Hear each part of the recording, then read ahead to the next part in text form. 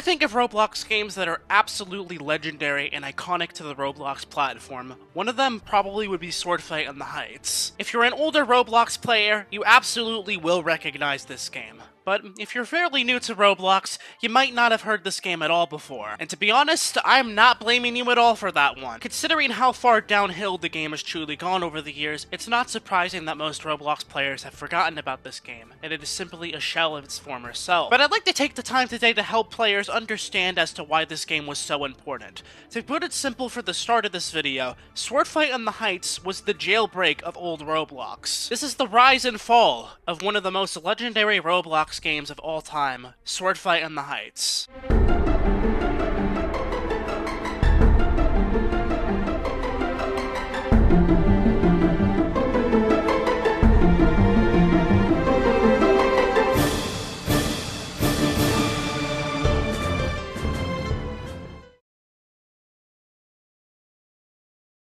Swordfight on the Heights has existed on Roblox for a very, very long time. Unfortunately, the archives only go back to 2015, but the game originally came out on Roblox all the way back in 2008. You have to take into accountability that old Roblox had very limited scripting capabilities, and games back then were not as complex as they were nowadays. Nowadays, games on Roblox are incredibly professional, have thousands upon thousands of lines of coding, and tons of other different abilities within the games. Old Roblox did not have this. They had brick limitations, scripting limitations, and it was not really possible to make these type of level of games all the way back in 2008. Before we get ahead of ourselves and talk about the game, we really have to bring our attention to the guy that made it. We have to bring our eyes to the attention of one man, one legend, John Shedletsky.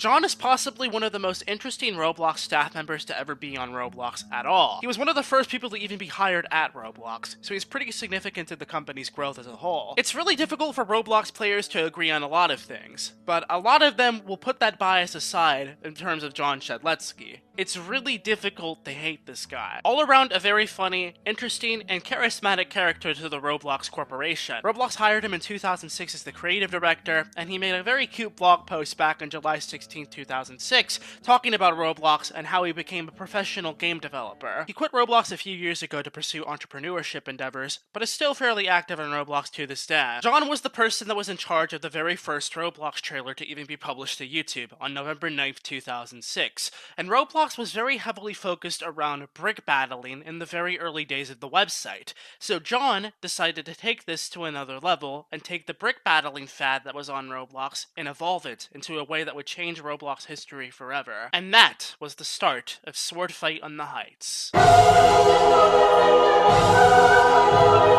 A Roblox game with a very simple concept would end up becoming one of the most popular games on Roblox for many years to come. Players on a battlefield, just with swords, and the objective is to kill each other and be the best, and have the least amount of wipeouts in the game and the most amount of knockouts. It was a very competitive game, and had a lot of players battling against each other on the daily basis, trying to make sure they had the most kills, and to see who could be the best sword fighter on Roblox. There was a huge culture ingrained of this back in the days.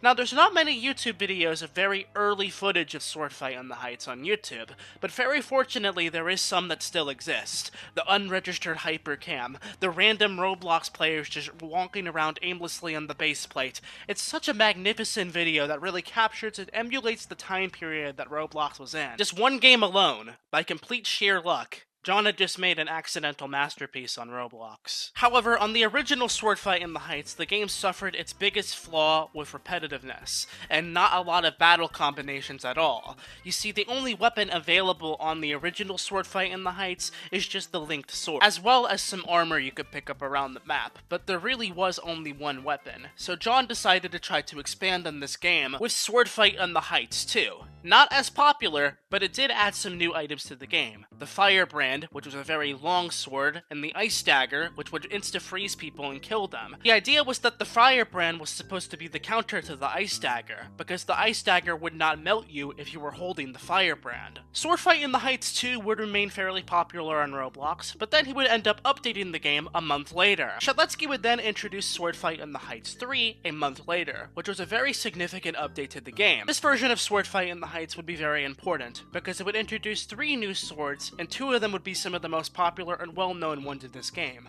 the Illumina and the Darkheart. And for the 3rd sword, it would just introduce the Venom Shank. It's even rarer to find videos out there of gameplay footage of Sword Fight in the Heights 2 and 3, so to find any on YouTube is quite honestly a surprise nowadays. But finally, with these updates, Sword Fight in the Heights would get rid of its biggest flaw, which is the lack of variety in this game. Fighting with just one sword gets incredibly boring, and the fact that there were multiple different swords with multiple different abilities all around this game, and having to be strategic and fighting other skilled players with it as well, introduced a brand new combat mechanics and diversity that was not in the original game at all. But as they say, all good things must come to an end, and Sword Fight in the Heights got its very final expansion, which was Sword Fight in the Heights 4.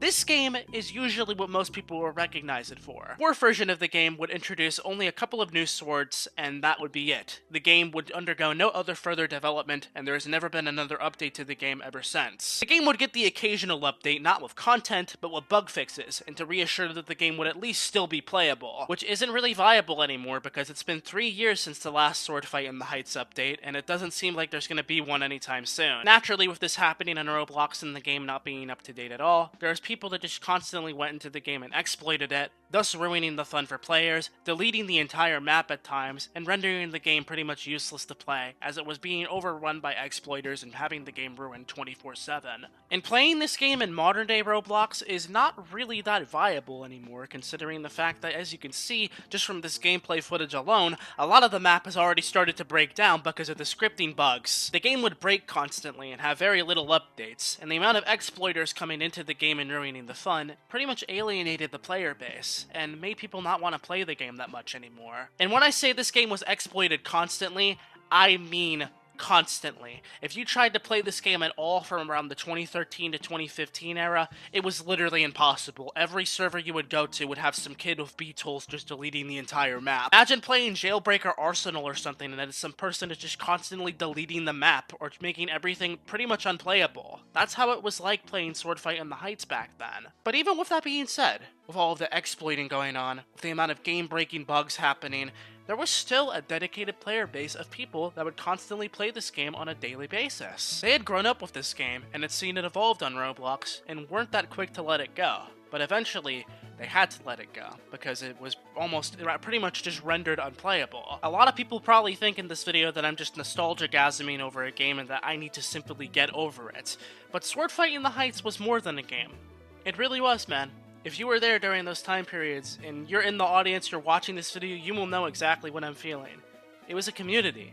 It was a bond of people that they had grown up with this game, and had loved it dearly. And unfortunately had to let it go because of Roblox updates breaking it and exploiters completely ruining the premise of the game at all. And that was really a sad day for me when I had to let it go and not play the game anymore, because it really is a very significant part to my Roblox history. For a metaphor here, you've seen grown adults cry over Club Penguin being shutting down, and some of you might have thought that was cringy. People were just holding a dear attachment to something that was dead a long time ago. What you fail to understand is that people like myself grew up with these kind of games, and had a very significant bond to the community that these games had. It's that sense of community that really makes Roblox fantastic, and it's why I've stood on the platform for as long as I have.